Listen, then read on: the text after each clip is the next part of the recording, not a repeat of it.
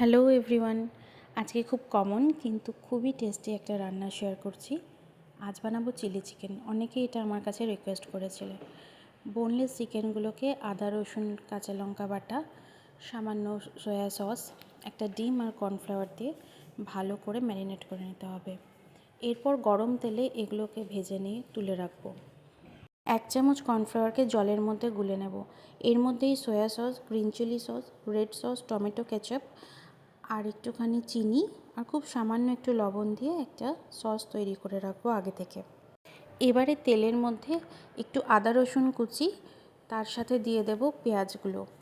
পেঁয়াজটা অল্প ভাজা হলে ইচ্ছে মতো red bell pepper, yellow bell pepper বা গ্রিন ক্যাপসিকাম যেটা তোমাদের ইচ্ছা সেটা দিয়ে সামান্য একটুখানি ভাজা ভাজা করে নিয়ে সসটা দিয়ে দেব।